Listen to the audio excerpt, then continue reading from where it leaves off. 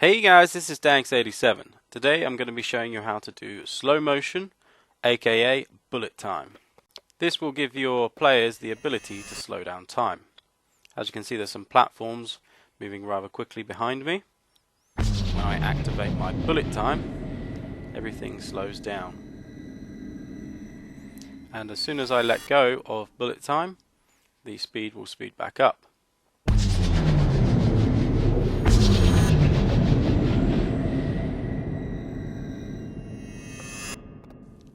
So there's a lot of fun to be had with this. Now I'm going to show you actual bullets. With it being a bullet time video, I thought it would be wrong not to show you bullets. So here's a gun from my Epic Guns tutorial. It shoots bullets, releases its shells. However, in slow motion, you can see the bullet actually has a trail, which is a nice little effect that you can add, and the bullets go in slow motion. They're also relative, so if I press down the button where halfway through the bullet going out, it will slow down after it's out, and vice versa.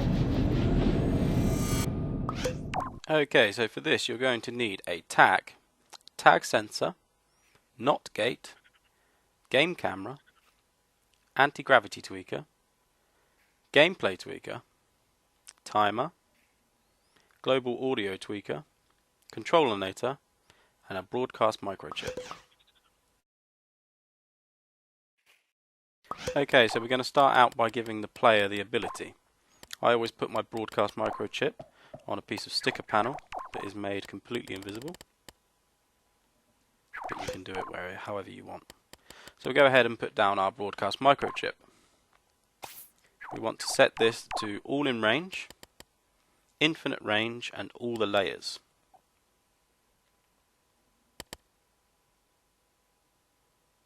Then inside this broadcast microchip, we want to put in a controllinator. The controllinator we want to be a receiver of the nearest player. Next up, we want to put a tag inside the controllinator. So we're going to go with a green tag, and we're going to name this tag slow.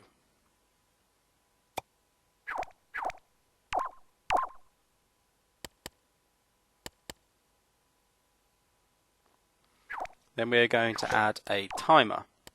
We want this timer to be set to 0.3 seconds and a forwards and backwards input. Then we are going to attach the timer to the tag. And then whichever button you want, I'm going to use L1 to activate bullet time, into the timer. Now as far as logic goes, that's all you actually need. However, I'm going to add a few other little bits to make it kind of look good. So we're going to add a sound effect. Best sound effect I've found for this is under Sci-Fi, and it's a cinematic shockwave. Then you can have a play around with that, make it seem like a better sound, and then attach the L1 button, which is my activation of my slow-mo, into its input. Then for when time becomes normal again, we're going to want a NOT gate. So we want our activation of slow-mo into the NOT gate, so when we're not pressing the button. Another good sound for this is the reverse sound. From the Sci-Fi, a little further down, reverse effect seems to be quite a good one for returning back to normal speed. Then we just input our NOT gate into it. Another really cool thing that you can do is change the global settings for the audio. Now we want a default normal one, so the padded cell, but we want it to be the transition time of 0.3, exactly the same as our timer. Then we are going to again take the NOT gate and put it into that one. Then we're going to make a copy of that, and this time we are going to change the filter effects. So the reverb we're going to use as hanger, and then we are going to give each one about 50% this will give us a kind of echoey feel. It resembles being in slow motion. And then this time we are going to take it from when it is pressed. And my last little tip is to use a game camera. We want to set the game camera as normal, so for when when it's not pressed. So we are going to just set up the angle.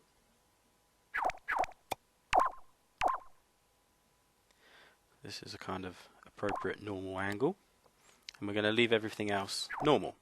Again, we're going to take the NOT gate, so when we're not pressing the button, into that one. We're going to make a copy again, but this time we are going to add some focus. So we're going to reduce the depth field at the back to 60%, and we're going to have that from when we are holding it down again. Now when we hold it, the sound changes and the background gets a little bit blurry. Okay, so moving on to everything else. Here I'm going to make a generic platform dropper. It's going to be an emitter just dropping a platform. So that's the platform I'm going to drop. I'm going to make a copy of that so I can drop the platforms from that platform. I'm going to make this one static so it doesn't fall as well. Then I'm going to get a emitter to emit the platforms to drop. A little tip with emitters: if you place down your emitter and then you copy what it is from the land, from the actual level, what it is that you want to emit, you can edit without having to re-emit the same object. As you can see, it's just emitting that object over and over and over again. I only want the one out at a time. And then I can freely edit the one that it's copying, and it will also copy the things that I have done to it. So I've got a microchip, I've added in a tag sensor with infinite range, all the layers. I want it to be green and slow. And for this one, it is going to be basic. It's going to be an anti-gravity tweaker. I'm going to set the anti-gravity tweaker to have 50% or 40% dampening and 50% anti-gravity. And then I'm going to hook up my tag sensor. Now when I start playing, it will start emitting the edited version, and then I can slow down time. As you can see, the emitter is still emitting them in the same frequency, which causes a problem because it's slowed down. Now, the best way to deal with this is a really simple function which works in lots of different ways. So what we're going to do is we're going to move our emitter into a microchip.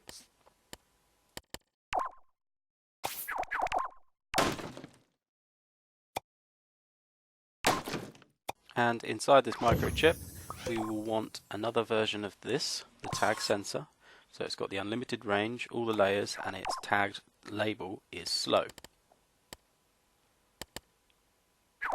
Then we are going to want a NOT gate.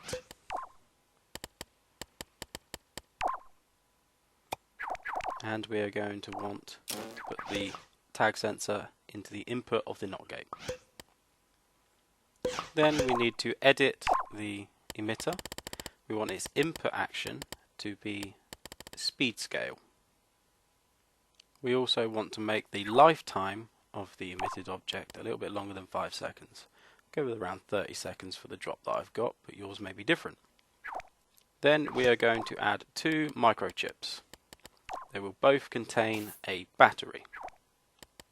And we are also going to need a OR gate. So we're going to place our OR gate outside of this microchip and place it next to our emitter. Then take our output from our OR gate into our emitter. Then our output from our battery into one of the ports of the OR gate. Then we're going to make a copy and take our second one into the other port of the OR gate. Then we want from our NOT gate into the activation of the bottom microchip, and from our tag sensor into the bottom of the top microchip.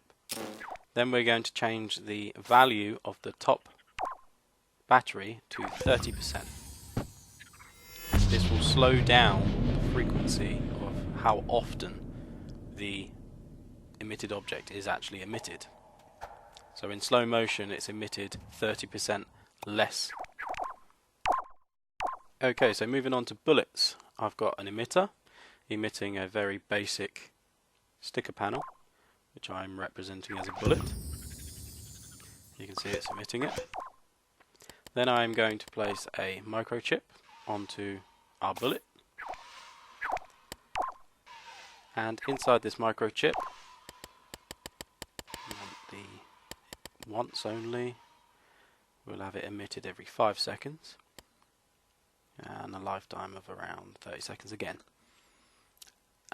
For our microchip, we are going to add in the same concept that we had before. So we want a tag sensor, infinite range, all the layers, and green slow tag. And again we want a NOT gate for when our button isn't pressed, and we want to attach our tag sensor into that. Now this time it's going to have 2 speed values. So what we're going to do is we're going to add our mover. This is going to be a speed of 10 when it's not pressed. Full acceleration and deceleration, and local space is handy for when you're shooting a gun.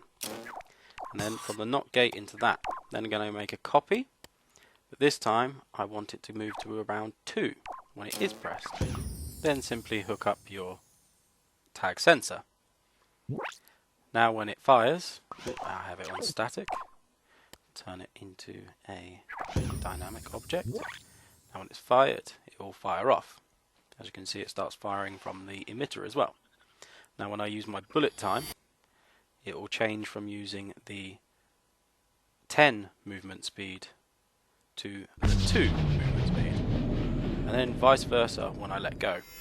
So it will go from moving 2 back to 10. This gives you the illusion that you're actually slowing down time.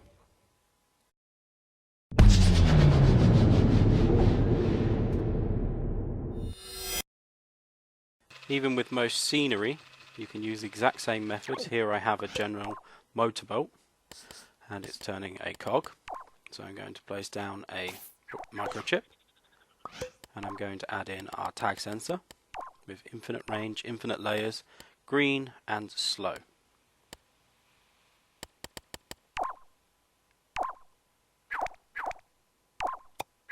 Would have been handy if I actually put that down so you get to watch it all over again. Then we are going to add our NOT gate, and we are going to put our tag sensor into the NOT gate. Then we are going to add our OR gate and place that into the motorboat.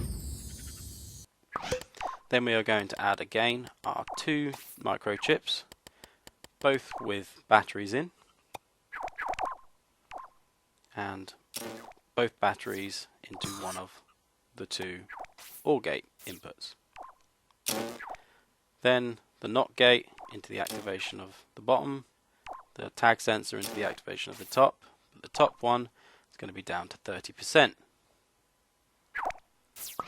Now, providing you have put your motorboat as its motion as speed scale, it will then slow down when you stop time or slow time.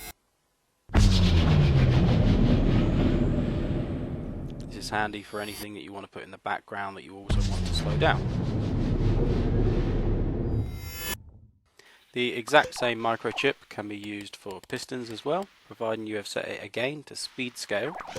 You can attach it to the piston and again slow it down. This can be used for all kinds of things, levers, all sorts. So you can use slow motion, your whole level, making sure that everything represents the same slow motion, so that when you actually do go into slow motion, everything moves in slow motion. Well, thanks for watching guys, don't forget to subscribe and keep tuned for lots more. Cheers guys.